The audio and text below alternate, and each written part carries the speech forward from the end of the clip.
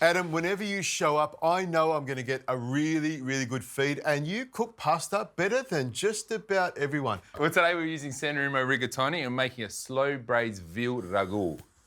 I like that. The way you say ragu, say that again. Ragu. Oh, my, the Like roll that, of the tongue, ragu. the way it should be. Now, what are you doing here? All right, so we've got wonderful veal there. I'm just going to add some oil, salt and pepper to get that seasoned and mix that together. Now, these are big chunks of veal. You love using veal, don't you? Yeah, and we're doing the low and slow, as we should say, yeah? So we're just going to braise it nice and slowly and get the flavour. So, Richo, dicing the onion for me. I can do and that. And the carrot nice and finely. This is the time I do say we need to dice it nice and small.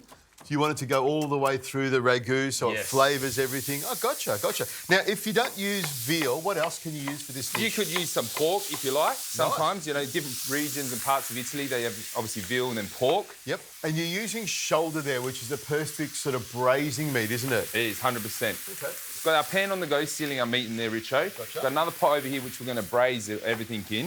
Nice, Okay, I so like you got that. me the onions. Yep. Wonderful. So, carrot, celery, onion. Always the base to any good ragu, yeah? When you're making it at home. The mirepoix vegetables, it's almost the secret ingredient that comes out and sort of brings it all together, doesn't it? It does, 100%. Now, you brown it off till it's a light brown or dark brown. Now, I want a good caramelisation on this. So, probably a heavy brown. You know, don't be scared, because that way we're sealing in all the flavour. Now we'll have a little look. See where we're at? There we go, Richo. That's what we're looking for. I like that. And obviously, adding that seasoning, don't add too much. The Sicilian green olives, right? It's going to give that little bit of saltiness and richness to this sauce as well. Gotcha. Thank you, mate. I'll drain them off for you. Do you use the liquid at all, or you just want the olives? Nah, no liquid. Obviously, that's a brine. That's way too salty. It's going to make our ragu just off the Richter scale of salt, so no good for us. Okay, well, the rest of these I would use in a martini or something. I could martini. make a good drink out of that. You could be doing that for me on the side, you know. I could do that. Now, I've got some garlic cloves here. You want me to crush these for you as well? Crush them up as well. Thank you. Give them a smash. I learned that from you, you know, smash it with a knife. Smash the back of the palm. In you go. In with a couple of bay leaves also. I've got that. Now, this comes together pretty quickly. It's all about, you know, getting the right ingredients into it at the start. 100%. And then layering it up and then letting it cook nice and low and slow. Yeah.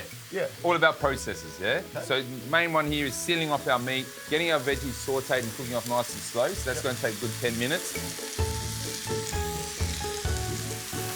Richo, have a look at the beautiful colour, caramelisation on our veal. All right, time for the wine to go into that pan. Okay, beautiful. While you're doing that, I'm going to chop up some sage. And by adding the wine to it, we lift off all the bits and pieces that are in the bottom and also adds flavour and reduces it a little bit as well. I love it, love it. Sage into our veggies. Now, that comes to the ball straight away. You can smell the wine coming off it. So I'm going to reduce that by half, cooking out all the alcohol, yeah? Then we're going to pour that into our pot, add in our tomato, crushed tomatoes there, passata, okay? Put the lid on and slow cook that for around 1.5 to 2 hours.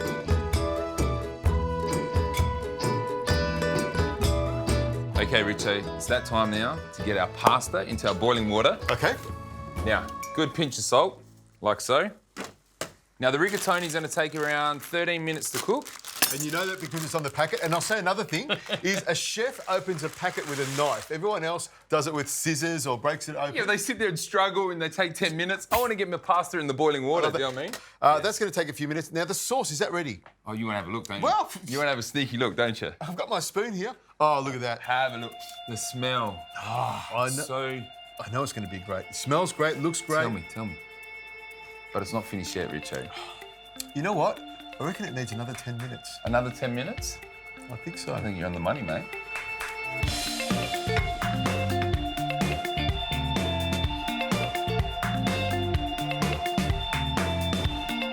Okay, Richo, it's that time to check our pasta. Oh, look at that.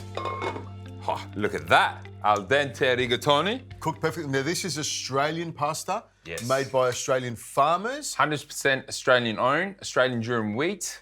All in our country, our amazing country. Australian farmers, Australian workers, Australian businesses, all in one packet. We love that. Win-win. Can I get the butter into our ragu just Butter to finish off? We're just enriching it, make it nice and glossy and flavoursome. Oh, it's fantastic.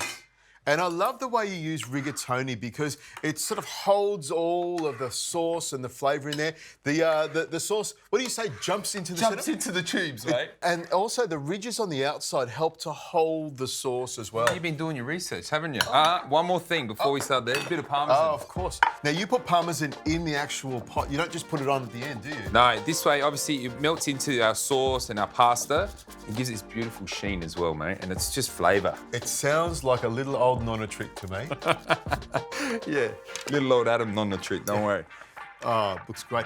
And you know what? The sauce is thickened up, so as soon as the pasta goes into the pot, it really becomes really thick and like a ragu. You know, that's where it gets its name from. Thick sauce that binds it together beautifully. And I'm looking forward to seeing the veal, how it's tender and falls apart. I know it's going to be like that because I know how you cook to perfection. What about the rigatoni? How the meat just jumps in there? I like the jumping and lots of mucking around here. And you're torturing me by taking a long time to put that on the plate. Hey. Just calm the farm. We'll get there. Just give it here, just a little bit more. I would have thought with all these years of cooking, you would have been able to get it on a plate a lot faster than that, but that's okay. It's on a plate. Now, anything else you want to do? Some oil over the top? Let's just take a moment, do a little salute. That's all right, let's go. Let's see. Now, what I want to see is how tender that veal is. That, to me, is what it's all about. And it just falls apart, and that's going to be beautiful. A little bit of pasta on there as well. You keep chatting. Nice, clean, tasty ragu. That is beautiful. Really simple, lots of simple flavours there, but it's come together beautifully. And with great pasta, what a crack of a dish. Cooked to perfection. Well done.